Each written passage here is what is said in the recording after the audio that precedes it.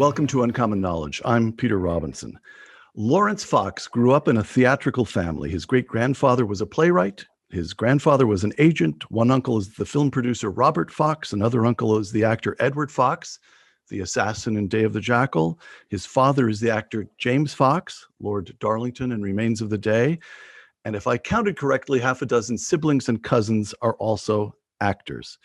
Laurence Fox himself attended Harrow and the Royal Academy of Dramatic Art.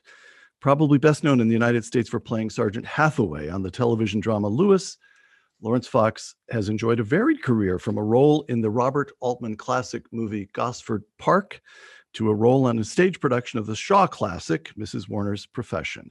And now, for reasons that he will attempt to persuade us are entirely reasonable, Laurence Fox has given up acting for politics. He has founded a new party, the Reclaim Party, and announced that he is a candidate for Mayor of London in the election that will take place on May 6th. Laurence, welcome. We'll come in a moment to your to the story of last year, but first, the immediate present. You just ran a full-page ad in British newspapers, Winston Churchill muzzled. The caption, "Your London, your freedom, reclaim it." An American audience needs an explanation. Churchill muzzled? Hi, Peter. How are you doing? Thank you for having me on. Yes, he has been muzzled. History can't speak back to those that wish to rewrite it or to remove the parts that are unpleasant for them. And I thought there's something very powerful about the idea of people putting up edifices to heroes and then people forgetting the heroic acts that they undertook and instead trying to rewrite it. So I thought, we are living in a period of extreme censorship and extreme political correctness as well. And I thought, and we're also living in an era of mask mandates as well. So I thought this covers several aspects of the entire freedom of speech debate, which is one of the reasons why we're in the situation we're in lockdown-wise in London, and also one of the reasons we're in how we are culturally in terms of revising our history in a way that's more palatable to others. All right, the culture as it interfered in your life, the story of the past year. January 2020, you appear on a television program called Question Time, very well known in Britain, but a celebrity talk show, I should say, sort of a highbrow celebrity talk show, word of explanation for the American audience. And by the time that program ended, your life had been turned upside down. What happened? Yes, so I was invited on. I was promoting some music at the time. I'd written a sort of an anti-censorship song called The Distance, and I was promoting it up and down the country. And someone asked me if I'd like to go on Question Time. And I said, yeah, because, as a family, we used to watch it and shout at the television, as a lot of families in the UK do. And I thought it'd be great. And I'll go on and I'll say what no one else ever says on this program, because I know it. I've watched it with several people. And I went on and I did say what was going through my mind and seemingly through quite a lot of people's minds. And a woman said to me that I wasn't really entitled to an opinion. One of the audience members, who actually later turned out to be a BBC plant, was planted by the channel, to tell me that I wasn't really allowed an opinion because I was white privileged. And I said, that's racist. Should we not be racist to each other? That's not a cool way of being in 2021. We've had the civil rights movement, and these are the low-hanging fruit have been done. So I said, we're a very tolerant country, which we are. All the stats say it. I think we're just behind New Zealand and Canada in terms of welcoming and tolerance and interracial marriage and all this stuff. So I just pointed out this fact to her, and then it exploded.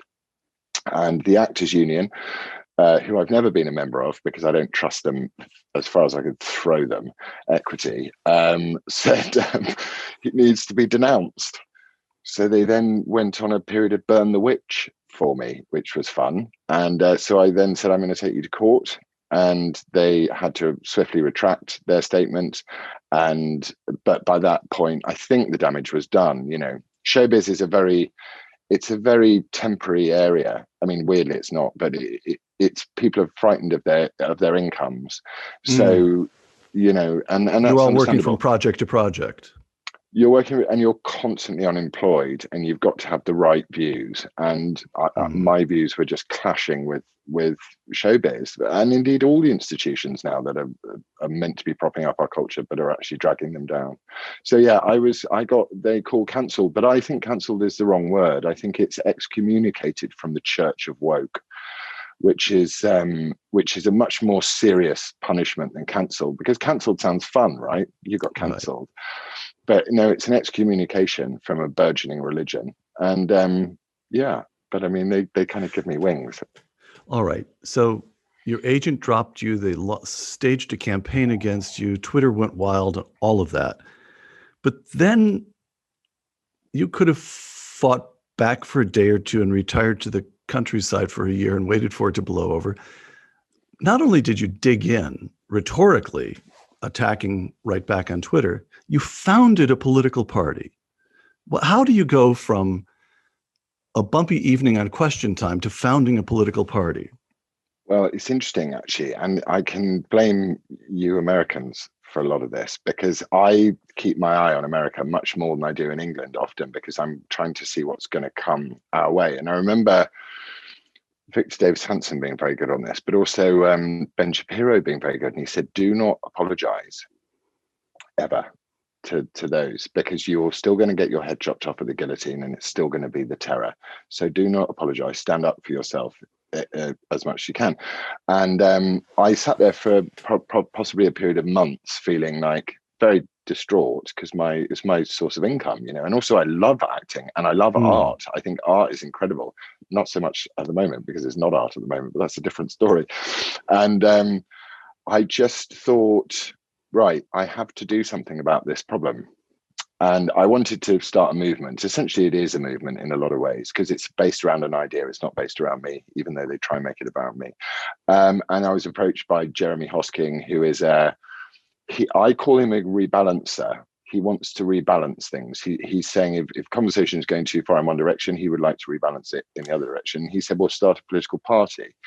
So I ummed and ahed about it. And then I thought, fine. And sorry, so now, for purposes of this conversation, Jeremy Hosking is a fascinating man in all kinds of ways. But for the purposes of this conversation, here's what matters. He's fabulously rich. He was able to underwrite. Fabulously rich. All right, fine. Carry on. Just wanted to get that fact in. Yeah, he's worth hundreds of millions of pounds. He's a great guy, and he said start a political party. We argued about it, whether I should be a movement or a party, and in the end, we agreed that it would be a party. And actually, now I'm very grateful that we did agree it was a party, because if you look at the way the government are heading off in one direction at the moment, it's great that we will have at least some of the teeth.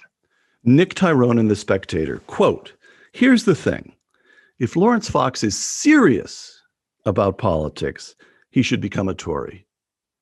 Why didn't you become a member of the party that gets voted for most often party?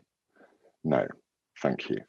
The thing about the Tories is that they will say, they'll talk a good game always, but they just want to remain in power.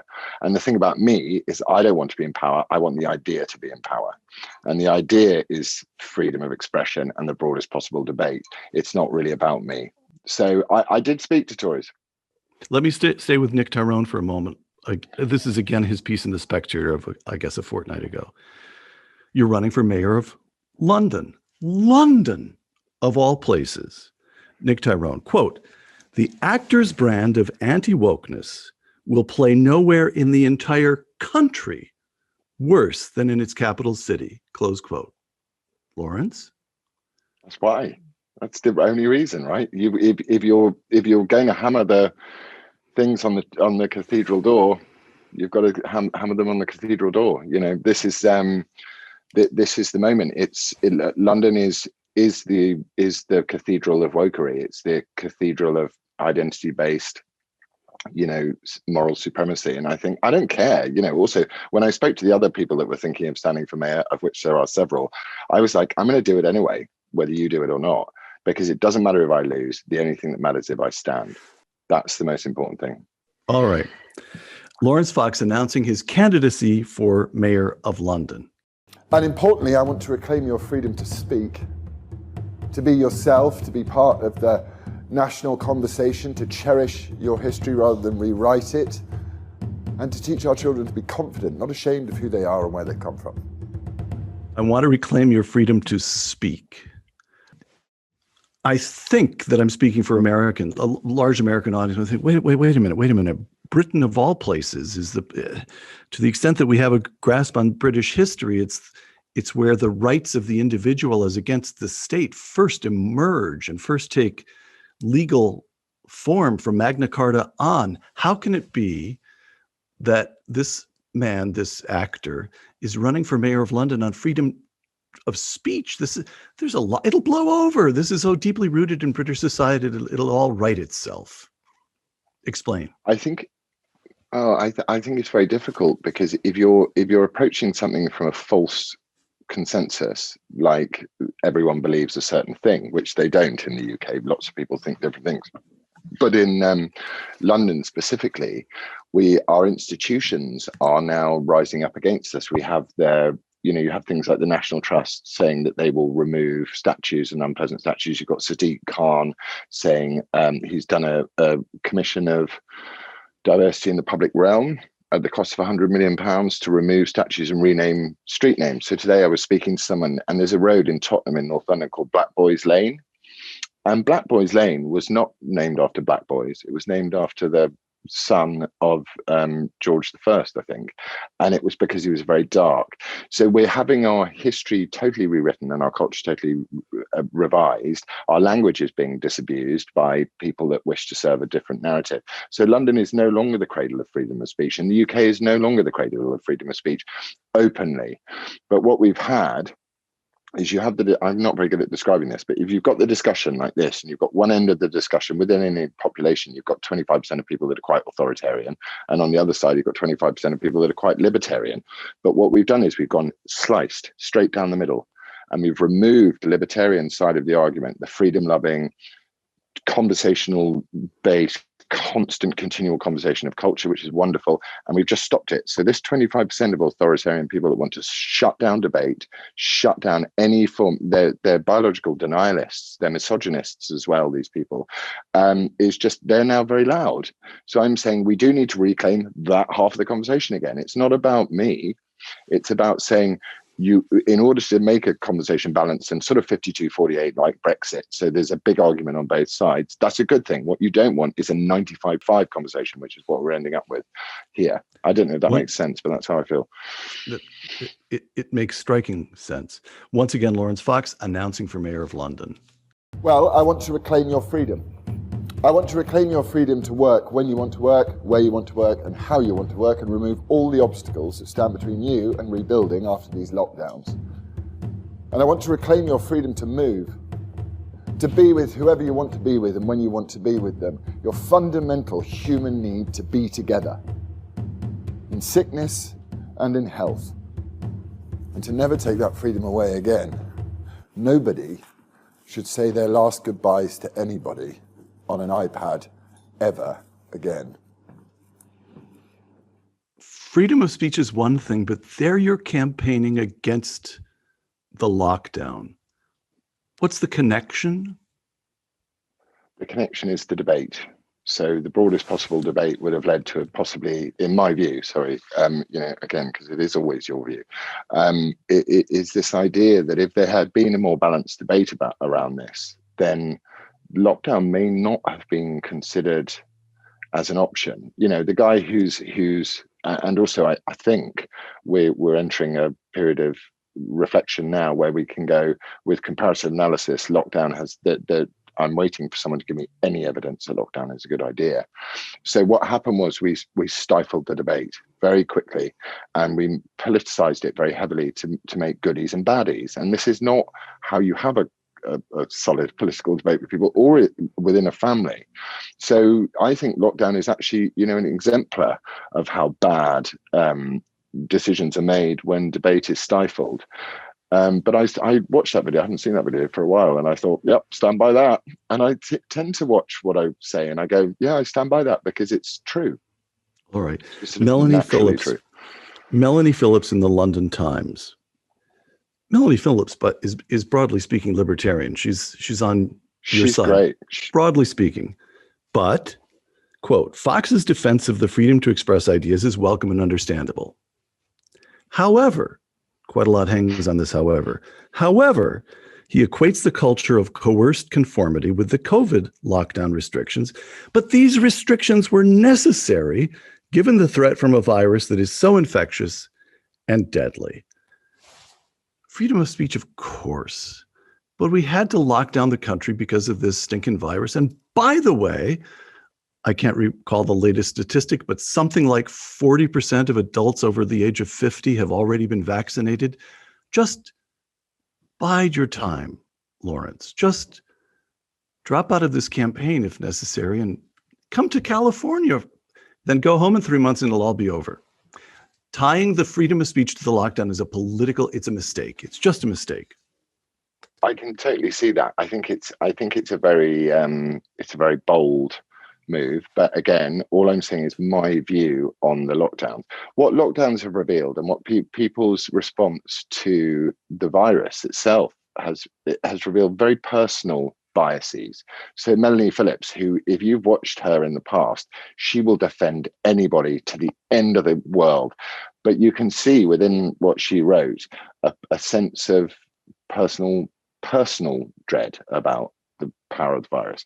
So I'm saying, let's just take a couple of steps away and go, what are we actually dealing with here, guys? And what are, if we're weighing up what impingements we're going to put on our personal liberty versus the lethality of a virus, then it's a no-brainer for me. But that's just my opinion. All I'm really saying is, shall we have the conversation? So, and it is interesting that what happens with me is that people will write in instant comment pieces on me, and then later on they will reflect and go, oh, actually you had a point. And that's what seems to happen, because I'm kind of looking at it more, I'm not looking at it short term, I'm looking at it long term. Here's a point which I really find mad about this, that if you can lock an entire society down for 1 year, you convince the population, and there's no major repercussions. You convince the population that society is an anathema. It's not real. It doesn't exist. You go, we can shut it down. So what you're doing is you're destabilizing democracy. You're destabilizing civilization by doing that. And I find that something that I have to stand up against. It's not a position I want to. I'm not anti-lockdown because it's fashionable. I'm anti-lockdown because there's zero science behind it. That's why I'm anti-lockdown. All right, the race itself, a word about the position. Mayor of London, Chief Executive of the Greater London Authority, a position created in 2000. And this is worth noting that in all of the United Kingdom, the Mayor of London is at least in one way the leading figure. By contrast with members of Parliament who represent relatively small constituencies, Boris Johnson, Prime Minister, he wins his seat in Parliament with 25,000 votes. To become Mayor of London, you have to win well over 1 million. Boris Johnson, 2019, wins 25,000 votes and is Prime Minister. Sadiq Khan, the current Mayor of London, wins in 2016 by capturing 1.25 million votes. So to the extent that votes confer standing, the Mayor of London has more standing in the United Kingdom than any other figure. Just to say that you're running for a very big job. Sadiq Khan, mayor since 2016, raised in a working family of Pakistani origin, former Labour Party member of Parliament, from a story on the website of On London, and I grant that this story dates from January, just before you announced, but still, quote, Sadiq Khan takes 21-point poll lead and is on course for record-breaking win. Subhead, unless the incumbent mayor's numbers collapse, he will win City Hall by the biggest margin ever, close quote. Laurence, what's wrong with Sadiq Khan? Sadiq Khan is a man who would like to build a city in his own ideological image. So he sees London as a vehicle with which to represent his religion. And it's not his Muslim religion. I don't think that's got anything to do with it. Worryingly, it'd be better if it did, oddly. But it's this religion of wearing your conscience outside of yourself, which is so different to which is a very British thing. So he's, on New Year's Eve, instead of he's throwing fireworks up with Black Lives Matter fists and European flags, and most people are sat there going, didn't we just leave the European Union? Should we not be looking where we're going to go moving forward? And then in terms of the Black Lives Matter fist, it's like, stop reminding us, everyone really cares about Black lives. Stop virtue signaling, wearing your conscience on the outside of your personality to rub into us why we're so much less worthy to lead this city than us. His problem actually is that he would never speak to someone like me. And that is his mistake, because he should sit and I should be able to ask him, I should be able to say to him quite openly, how do you feel about the statue of Queen Victoria opposite Buckingham Palace that the Queen wakes up and looks out of her bedroom window to? Two quotations. This is from a Labour Party website. Sadiq, how is it pronounced? Sadiq, where's the stress in? Sadiq Khan. Sadiq Khan. Sadiq is leading the fight against racism by setting up a new commission for diversity in the public realm to help ensure the capital's population and history are celebrated and commemorated, close quote. You've already mentioned it. Here's a tweet by Laurence Fox, quote, "If I am elected mayor, no statue will be torn down and no street will be renamed. Quite the opposite. I pledge to increase the number of statues." Why does that matter? Why does it matter to increase the number of statues? No, the whole issue. Not arbitrarily. Well, it does matter deeply, because the capital city is the heart of a nation, and all out beyond the capital city. I mean, it's very different now in Western democracies, as you're finding in America. You know, the metropolitan areas start to become heavily over liberal in one direction, and they isolate the areas beyond. But I grew up and I spent time outside of London, and these values that he's trying to undermine, and bearing in mind that this Commission for Diversity in the Public Realm, he hired an avowed anti-Semite onto this thing. I applied to be onto this commission because I thought, come on, let's have at least one dissenting voice. It's you don't do it. History is not ours. We don't own it. This whole idea that we own history, we do not own history. We are responsible for history, and we're the custodians of it for our children. So that I can take my child up to a slave trader's statue and I can go, this guy was a slave trader, not we wiped the statue out because he was a slave trader. Two more quotations. Sadiq Khan replying to a question about non-hate crime incidents. This is written on a website. This is confusing to me and to Americans. Non-crime hate incidents. Hate incidents. Try reading the guidance. It's insane. All right. Yeah. So here's Sadiq Khan. Hate crime incidents are recorded on police systems even when they don't meet the threshold to be categorized as criminal offenses. This helps to build an intelligence picture for police, close quote. A tweet by Laurence Fox, quote, "Let's scrap the recording of non-crime hate incidents. Police streets, not tweets," close quote. Explain this. We're not in Minority Report. This is pre-crime. The whole thing of the non-crime hate I don't even understand. What is it's a non-existent Orwellian. It's doublethink. It's non-crime hate incidents. So the genesis of this was there was a horrific race-based murder of a guy called Stephen Lawrence in 1991 in the UK, and the police decided that if they had been able to record the people in their homes before it had took place, that they would have been able to prevent the crime. So this is where the genesis of it. But what happens is this guidance, non-crime hate incidents, this has not gone through Parliament. This is not being debated or discussed in Parliament. It comes through something called it's the College of Policing, I think it's called, which is a totally unelected body. And they come up with these incredible Orwellian madnesses of non-crime crimes. And the people are starting to push back against it now. So I'm saying, when I'm saying police streets, not tweets, I would say what London would benefit from is, instead of having someone sitting there going, are you thinking the wrong thoughts? Why don't you put your shoes on, chum? Go out over there and make sure that people, the community, see you on the street so that you can police us consensually. That's the thing about the difference between American policing and British policing, is we do police by consent here. And what's happening is we're very much dividing it. With all of this stuff, everything I've learned in the last 10 or 11 months of trying to get my head around the madness of politics is every time man tries to interfere with another man, the bogeyman is what comes out of it. It's always the thing you don't think that will happen happens. And this non-crime hate incident thing is insane. I mean, you read the guidance. I'm releasing a paper very soon. The metropolitan, I just want to understand what is happening, what you're referring to. Metropolitan police, who are under the direct authority of the mayor of London. It's a complicated job, but that's one place where the mayor has direct authority. He runs the largest police operation in the nation, in the kingdom. And some piece of budget and some amount of manpower or person power, if that's the term we have to use, of the Metropolitan Police is being devoted to non-crime hate incidents, which means what? Somebody pops off on Twitter and that gets recorded by the Metropolitan Police? Yeah, and then it then goes on your what we call an enhanced DBS check here.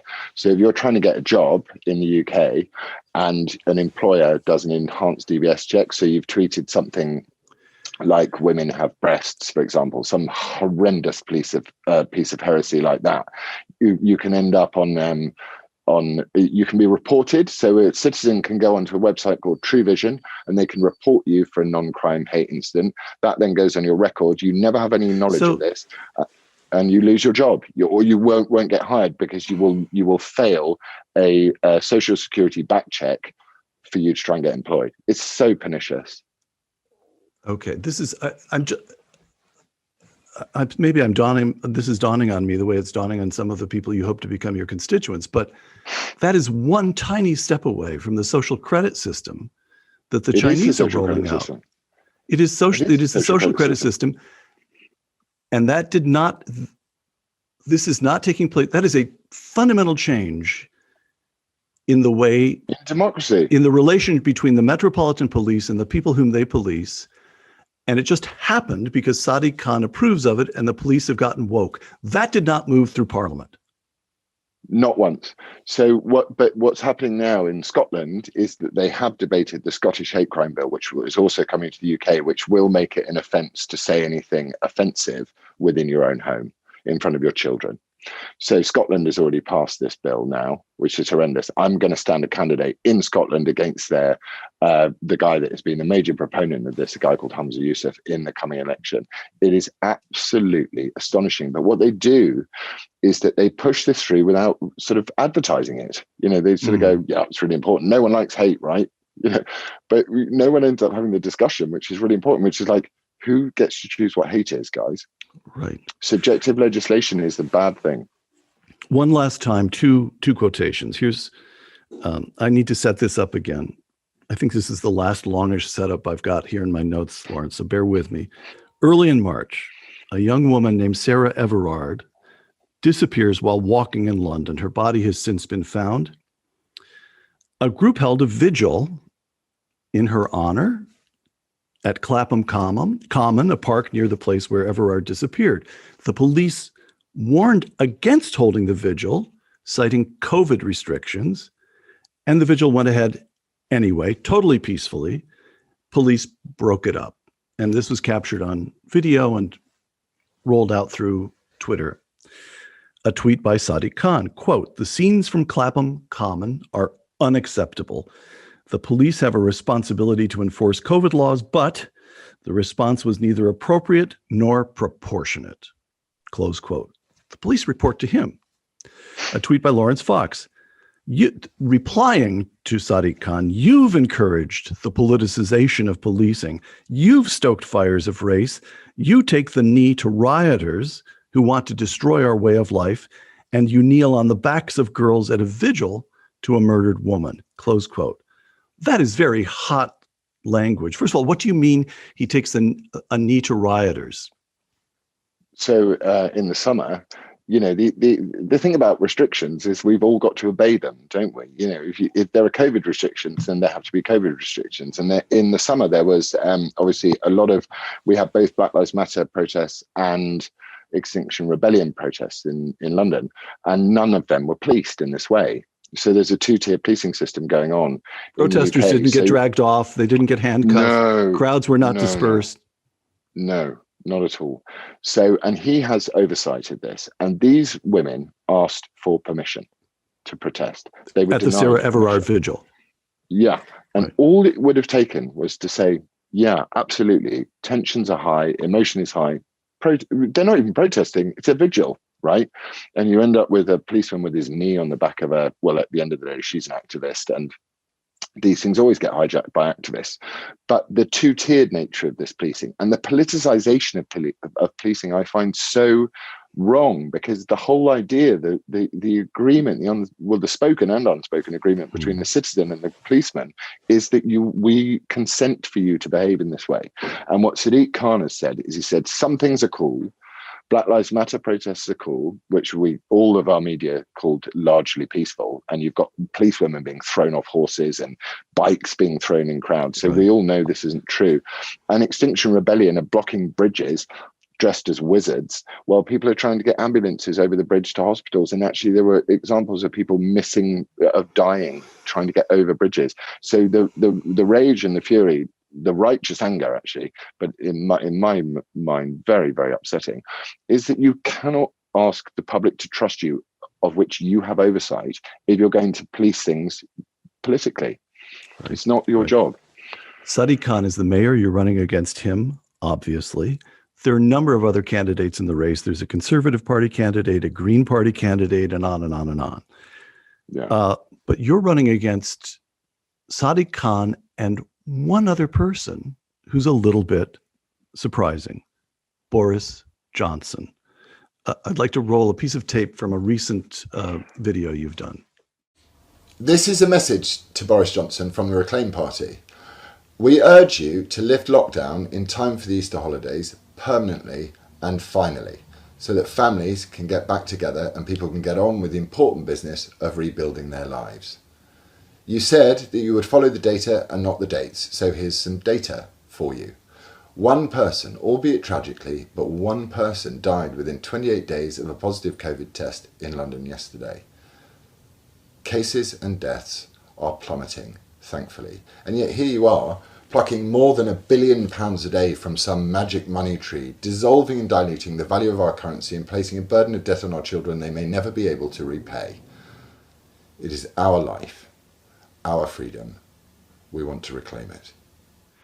Laurence, you're good at that. Thank you. But you have to tell me why you're running for mayor of London. Why are you taking a pop at the Prime Minister? Well, I think he's told us relentlessly that he would follow the data and not the dates, right? So the data is one person died within 48 hours in London within 28 days of positive COVID test. It's like, I was on a march on the weekend with everyone else who wanted to be unlocked. And I'm not being approached by middle-class people who sit on computers all afternoon. I'm being approached by working people saying, thank you, thank you, thank you. Because these are I know it's a pretty trite analogy, but these are the victims of the COVID Holocaust. These are the people that aren't getting saved. It's really bad. They're the ones that are left out to nothing. All right, back to trying to sort out, back to trying to decide what to make of Laurence Fox. Yeah. You just raised this point about working people. London, especially central London, is dominated by people who still think of themselves. The term working class is still used proudly in London. Good members of the Labour Party. Now here is Kevin Waitley, your co-star on Lewis, talking about you in a friendly way, but he's talking about you. First, he notes that you attended Harrow, not Eton.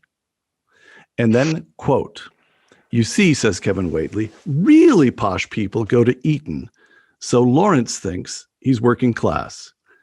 But he's a member of the Fox dynasty. He's very, very posh," close quote. Well, I have to break it to you. You are posh by the usual measures. What connection can you hope to establish to Sadiq Khan's base, those people in central London who are working people, have voted Labour all their lives? How does the posh Mr. Fox make a connection? I think by thinking of them, But I also think Sadiq's base is much more. I don't think Sadiq's base is particularly working class in a lot of ways. If you look at the demographics of London, I think Tories pick up votes in the working class areas, and they also need a voice. I do love Kevin though, because that's hilarious. Kevin and I used to talk all the time about because he'd go on about being working class, and then he'd send me for Christmas a case of 2010 Gigondas or something, and I'd be like, who's the working class one here, Kev? You've got the nicest wine cellar on earth. So I don't really, but you said something really arresting there. So Sadiq Khan's real base is the woke middle class. Woke middle class and the immigrant class, which is great. But actually, I think that I'm fascinated to know why he's got a huge popularity rating. But if you look at the figures and the stats, you go, but knife crime is all-time high, murders are up, burglaries up, everything's up. Why is he so popular? I think it's this identitarian, this sort of, I've got an answer for all, diverse, inclusive. It doesn't fit. But I think London buys it because London wants to be the sort of the applauder of these sorts of values. He'd said it. I spoke to my dad today, and he said, Sadiq one of Sadiq's people put a leaflet through my door, and it said, "I stand up for London's values." And he said, "What are London's values, Loz?" That's what he said to me. He said, "What do you think that means? What do you think London's values are?" And I said, "I think it's a politically ideological value system that isn't based around people. It's based around words and meaningless phrases." Let me ask a new question. In my continuing effort to sort out Laurence Fox, what to make of this actor, here's from your piece in the Telegraph announcing your candidacy. Again, a longish quotation, but this is for a substantially American audience, so we have to explain you. We have to work hard to explain you. I'm still trying to sort you out myself. Quoting you, Sadiq Khan and his nation-hating cronies have their jealous eyes on our statues and institutions. Where does his desire to strip us of our history end? Surely Queen Victoria should be torn down from her plinth in front of Buckingham Palace to be replaced with a monument to Greta Thunberg. Why are none of our politicians standing to defend us? I feel it's important to confess just how in love I am with these tiny island splotches we call home, and how immovable I am in that love. Close quote. Oh, man. Well, now if I wanted to be a little unfair, but only a little, I'd say you sound almost like Nigel Farage, or you sound like former Tory Prime Minister John Major, who famously called Britain the country of long shadows on cricket grounds and warm beer. You're young. You're an actor. You're cool. You ride motorbikes. You have tattoos. You roll your own little black cigarettes. And here you are championing Winston Churchill and Queen Victoria. How do those two Laurence Foxes go together? I think that we touched briefly on art earlier. I'm an artist. I love art, and I love them holding a mirror up to nature, and I love the idea that art is to push against cultural norms that we don't want to accept. And I find that art is no longer a place where one can do that. It's very difficult to actually, with all these 25 million films you can watch on Netflix, you're like, there's nothing I want to watch. So that, to me, politics is the only place where ideas can be discussed openly, really. That's what I find. I don't think I'm trying to sort of hark back to a bygone era of Britain, even though I think we should pay due deference to the sacrifices made by others, because otherwise how can we be grateful to anybody?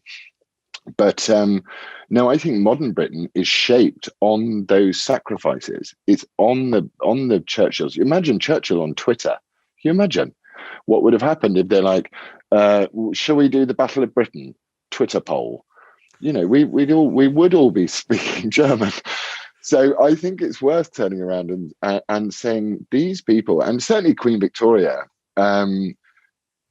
and the current queen, who's now being pushed by these sort of crazy nut job ideologues, she's thinking of hiring a diversity czar for the royal family. You know what I mean? So she's going to have a woke party commissar in the royal family saying, "Excuse me, ma'am, no, we don't say that anymore." I'm trying to say we do not need cultural commissars within our national institutions. The national institutions should reflect the nation.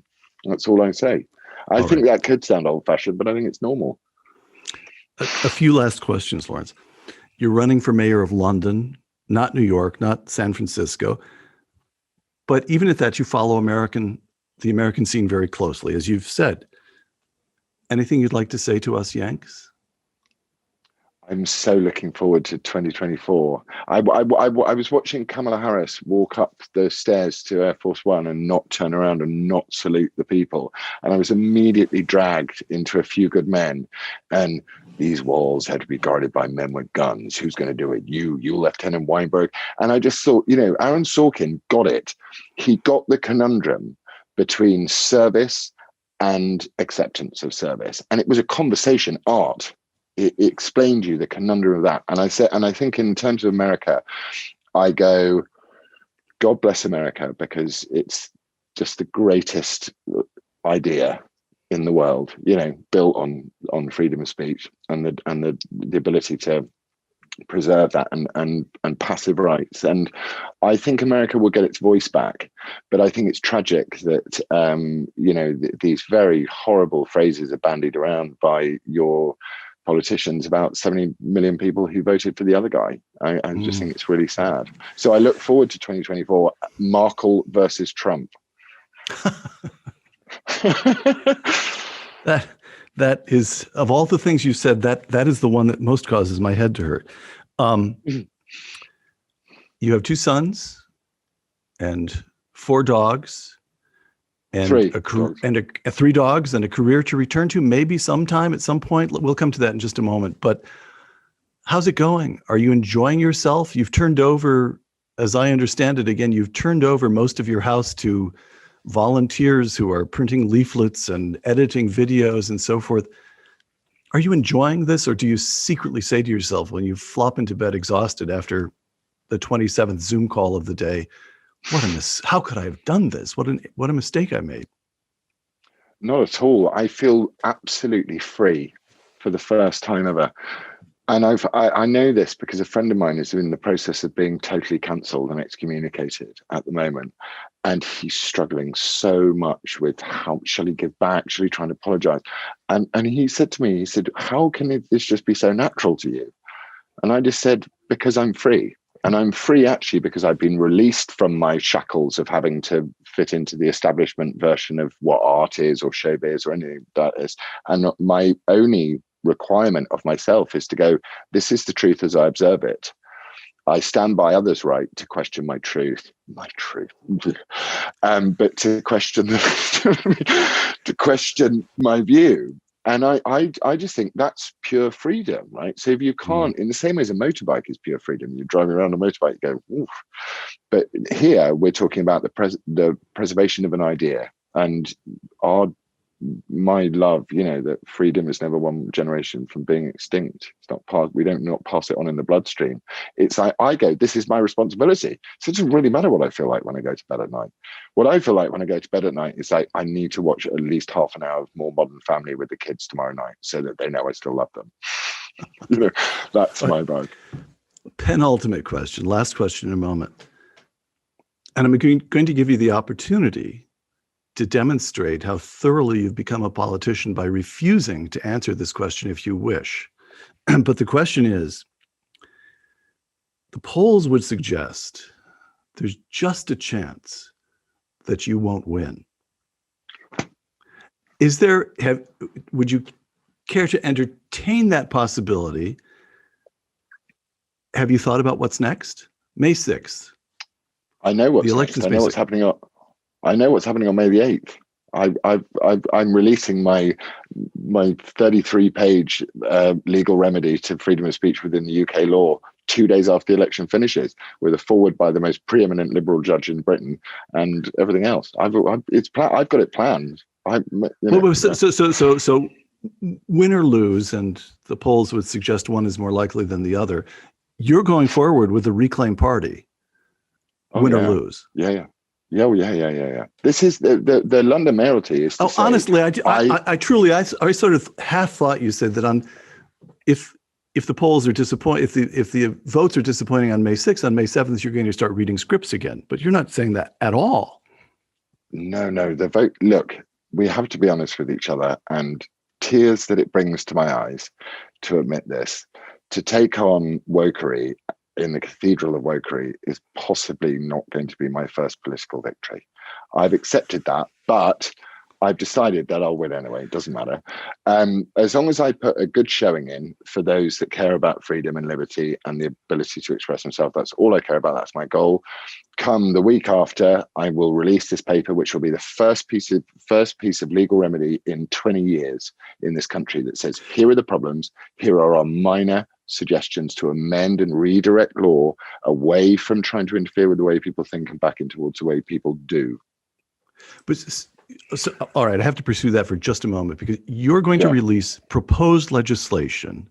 The foreword is going to be written by Lord Sumption, a former member of the Supreme Court who gets described, Google on him, and the phrase keeps popping up, the cleverest man in England. Brilliant man who has respect across, as best I can tell, sort of transcends parties. But legislation gets moved in Parliament. Who's going to sponsor? Are you holding this up and waving it to the Prime Minister and saying this is what you ought to introduce? Or have you got a sympathetic MP who can introduce it? The usual problem with you, Laurence, is brilliant idea, arrestingly articulated, but how does he actually act on it? Yeah, I mean, it's a good question, and it's one that we've been talking about. I think the way to do this is I have some good connections with Tory party MPs. I'm sure quite a few of them know who you are by now. Yes. Yeah, and my way would be to say, it's a lot of politics, a lot of life is about selling something, right? So I'm saying, this is an appraisal of the law that has been introduced, possibly actually since 1998. Some of it goes back to 1986, but is to go, here we are. Can I give this to you? Can I give it to you, Mr. I'm not getting to express my views in Parliament because our Prime Minister is too interested in dolphins and wind turbines. Can I, because it's not a political statement. I'm not trying to make a political statement. I'm commissioning, with the great benefit that I have of being bequeathed or given some money to do this, impartial, solid advice on where the problems are existing within the law. And I think I'm going to print that out, and I'm going to take a copy of John Stuart Mill, and I'm going to put them together with a piece of ribbon, and I put them in every sixth form college in the country. So, this is not a project that's going to take 2 years. This is a project that'll take 20. And as Jeremy Hosking did say to me, he said, you lose, you lose, you lose, you lose, you lose, you lose, you win. Laurence, there's a passage that you're very fond of quoting, comes from East Coker, one of the four quartets by T.S. Eliot. This is poetry that he worked on during the war. It talks about humility. The only wisdom we can hope to acquire is the wisdom of humility, but also about the newness of the present. The pattern is new in every moment. Why does that passage, humility before the history of Britain, an awareness of the new action, the new attitude, new step required in the present. Why does that matter to you? Is it personal? Is it political? I think it's just life-based in the same way as that Psalm 139 really matters to me, But I think it's his use of the word limited when he says there is, it seems to us at least, only a limited value in the knowledge derived from experience. Okay. And I think that's so wonderful, because what he's trying to do is, he is trying to bridge the gap between history and the present. And he's trying to say he wants to permit people to make their own path through life. And at the same time, understanding that there is a path that they've come from. He's very obsessed with time, Eliot, isn't he, as a writer? And he probably did more to break down time for a sort of thicko like me than most people could have done through poetry. Laurence, would you end this conversation by reading that passage from East Coker? Sure. There is, it seems to us, at best, only a limited value in the knowledge derived from experience. The knowledge imposes a pattern and falsifies, for the pattern is new in every moment, and every moment is a new and shocking valuation of all that we have been. Do not let me hear of the wisdom of old men, but rather of their folly, their fear of fear and frenzy, their fear of possession, of belonging to another, or to others, or to God. The only wisdom we can hope to acquire is the wisdom of humility. Humility is endless. Oh, God, he's good, isn't he?